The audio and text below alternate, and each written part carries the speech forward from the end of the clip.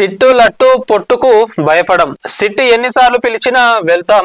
Phone tapping లో నిరాధార ఆరోపణలు.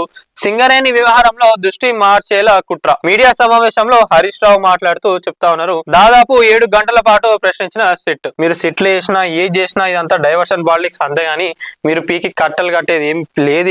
ఇదంతా కూడా మీరు చేస్తున్న అక్రమాలు ఏవైతే ఉన్నాయో డైవర్షన్ చేస్తా ఉన్నారు అంతే తప్పించి ఈడ ఏం లేదు. టైం పాస్ చేసి అనవసరంగా పోలీసుల టైం వేస్ట్ చేస్తా ఉన్నారు. ఇటు ప్రతి ఒక్కరు టైం కూడా వేస్ట్ చేస్తానని చెప్పి హరీష్ రావు గారు చెప్తా ఉన్నారు. నిన్న మనం బీఆర్ఎస్ భవన్ నుంచి కూడా మొత్తం బీఆర్ఎస్ పార్టీ మొత్తం వాళ్ళందరూ కూడా వచ్చి స్టేషన్ బయట ఉన్నారు. ఈడ కూడా ఉన్నారు. కేసులు అరెస్టులు మాకేం కొత్త కాదు. ఎన్ని కేసులు పెట్టినా ప్రజా సమస్యలపై ప్రభుత్వాన్ని ప్రశ్నిస్తూనే ఉంటామని మాజీ మంత్రి హరీష్ రావు అన్నారు. సిట్టికి మేము భయపడమని, సిట్టి ఎన్నిసార్లు విచారణకు పిలిచినా వెళ్తామని స్పష్టం చేశారు. ప్రజా ప్రభుత్వానికి మా కార్యకర్తలే భయపడతలేరు.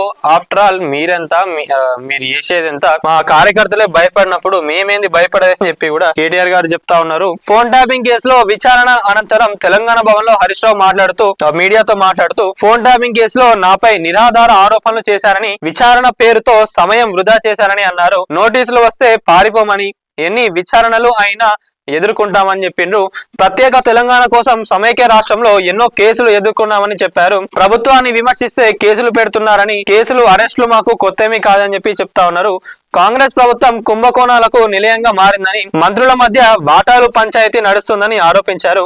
సీఎం రేవంత్ రెడ్డి బామ్మర్ది సింగరేణిలో కుంభకోణం బయటపెట్టినందుకే సిట్ విచారణ పేరుతో తనపై రేవంత్ కక్ష సాధించాలనుకుంటున్నారని చెప్పి చెప్తా ఉన్నారు. కాంగ్రెస్ ప్రభుత్వంలో ఏవైతే ఈ మంత్రులు ఎవరైతే ఉన్నారో వీళ్ళందరికీ లొల్లులు నడుస్తా ఉన్నాయి. వాళ్ళ కమిషన్లు వస్తలేవు. నా దాంట్లోకి నువ్వెందుకు దూరుతావు, నీ దాంట్లోకి నేనెందుకు దూరుతా, ఇక ఎవరో ఒకరు వీళ్ళ చుట్టాలో వీళ్ళు ఏదో ఒక లింక్స్ ఉంటాయి కదా, మాకు అది కావాలి ఇది కావాలని చెప్పి ఆడ క్లాషెస్ వచ్చి మీరు ఏవైతే స్కాములు చేస్తున్నారో అవి మేము బయట పెట్టినప్పుడు మీరు అనవసరంగా టైం వేస్ట్ చేసి డైవర్షన్ పాలిటిక్స్ చేసి మాపై కేసులు పెట్టి ఏదో చేస్తా ఉన్నారు కానీ ఆడ ఏం లేదు. దయచేసి రేవంత్ రెడ్డి గారు ఇట్లాంటివన్నీ మానేసేయండి, ప్రజల గురించి ఆలోచించండి అని చెప్పి బీఆర్ఎస్ పార్టీ నాయకులు అయితే చెప్తా ఉన్నారు. ఫోన్ ట్యాపింగ్ కేసులో నిరాధార ఆరోపణలు చేశారు. రేవంత్ ఇచ్చిన సిట్ నోటీస్ ను పూర్తిగా ట్రాష్. సిట్ అడిగిందేమీ లేదు, గంట ప్రశ్నలు అడగడం, ఫోన్ వచ్చిందని బయటకు వెళ్లడం, ఇదే ఈ రోజంతా సిట్ అధికారులు చేసిన పని. ఆ ఫోన్ రేవంత్ చేశాడో సజ్జనార్ చేశాడో, ఎన్నిసార్లు పిలిచినా సిట్ విచారణకు హాజరవుతా.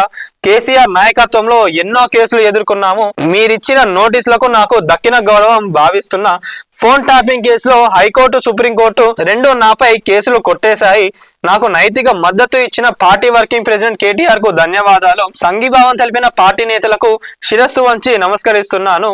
రాష్ట్ర ప్రజలు అన్ని విషయాలు గమనిస్తున్నారు. రేవంత్ బామ్మర్ది కుంభకోణం బయట పెట్టినందుకే నాపై కక్ష సాధింపు. పొద్దున్న ఆరోపణ చేస్తే సాయంత్రానికి నోటీసులు పంపించిండ్రు.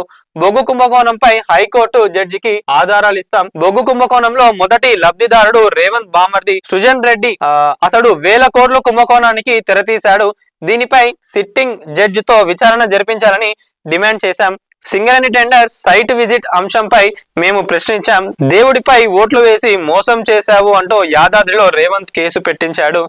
ఏదో ఒక కేసులో రేవంత్ ఇరికించాలని చూస్తున్నాడు. రేవంత్ ప్రభుత్వం కుంభకోణాలమయంగా మారింది. కాంగ్రెస్ సర్కార్ స్కాములపై ఎక్కడైనా చర్చకు సిద్ధం. ప్రజలు తిరగబడే రోజులు దగ్గరలో ఉన్నాయి అని హరీష్ రావు చెప్పారు. ఇది మొత్తానికి అయితే నడిచింది. ఇది మరి 7 గంటల పాటు విచారించిందని చెప్పిన ఏం లేదు. ఒక క్వశ్చన్ అడుగుడు, మళ్ళీ ఫోన్ వచ్చిందని చెప్పి బయటికి పోడు. మరి ఫోన్ రేవంత్ రెడ్డి గారు చేసిన సజ్జనార్ గారు చేసిన తెలియదు కానీ మొత్తానికి అయితే అడవిలు చేసింది ఏమీ లేదు. మొత్తం టైం వేస్ట్ చేసిండ్రు.